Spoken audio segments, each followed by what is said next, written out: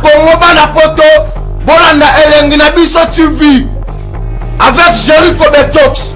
Jericho Betox. Jericho Betox. Jericho Betox. Elengi na biso TV. Elengi na biso TV avec Jericho Betox. Il n'y a pas de deal. Vous savez que n'oubliez pas que Elengi na biso TV. Jericho Betox. Tiens, l'inen.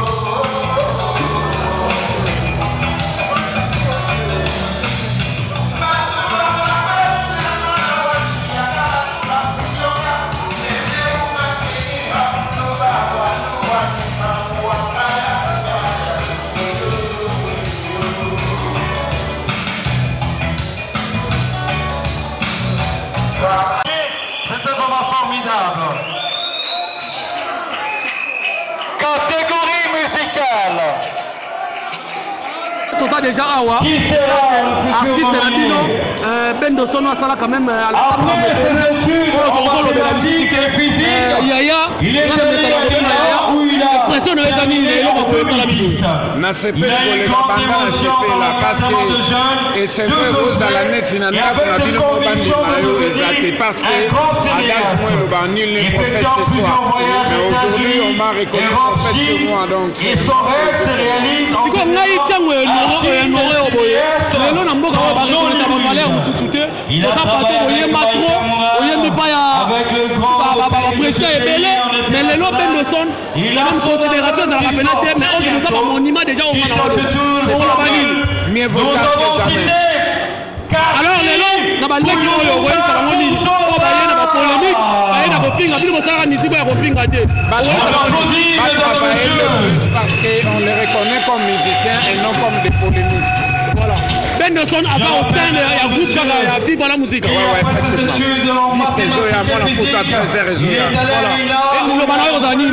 Bateau Bazolando à travers internet, bateau Bazat dans le monde entier. C'est trop donc trophée Angoyo Agadou Menga mais Shengai na Chango Agadou Menga Suti. Voilà, merci beaucoup Yaya. Merci beaucoup. L'impression là est allée par rapport à l'événement qui va se passer. Merci d'abord. Les descendants valables de toute cérémonie à comment le cas du cycle est fait pour Batari, le troisième année de notre village mondial à l'époque Congo du le premier fils de Titi les Valouadais n'a rien à commander.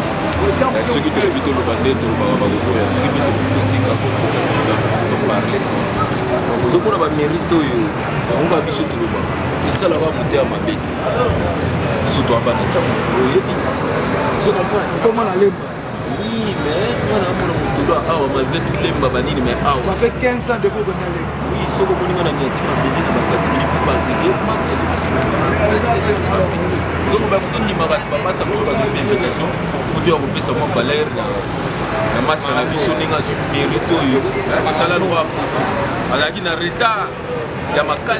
azali na mwa production moko babanda osala bakuta mpako mokuna mpona makambo ya leobanga lilosi nemo bakontra mayera mpe na yo moto oza na quartier déjà kipute ya materie na dieka na komande donc trophée yango oyo bana tia soki omoni élimination mpo batokosata déjà jimila mpe bele koleka bakasa foko équatorial na amazonique les descendants valables de king ser soki omoninga na hotelema matiki esenge yo ebi kaka bavérité ezali tina kwani donc le grand cameraman soki obenda atala bayena bango me bayete forme eza mpona bana mike te forme eya mpona bana mike te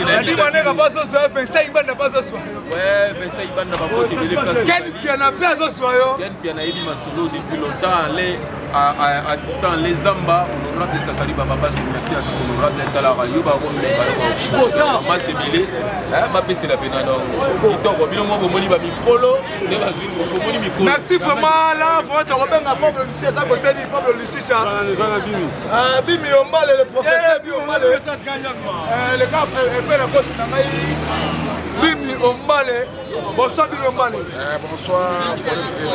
Amoni merci bien madame moi c'est un papillon mais c'est fait de la manger bonsoir on est papillon na yo pour Amoni Bimi Ombale c'est dans l'année papillon na aidé yo Bimi Ombale biso sozali na kati ya salle nominé mutu na yo tondolo intime na yo bozanga na ye aza na kati ya leopard pour le grand impression na yo ezali comment par rapport à la nomination na ye Ouais, il faudrait biler les...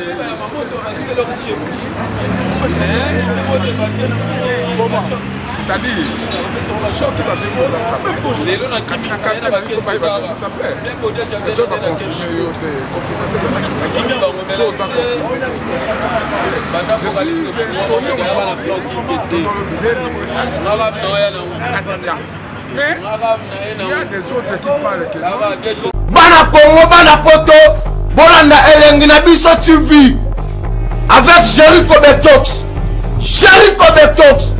Jericho Betox. Jericho Betox.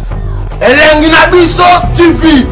Elengi na biso TV avec Jericho Betox. Il n'y a pas de dire. Vous savez que n'oubliez pas que Elengi na biso TV. Jericho Betox. Tiens,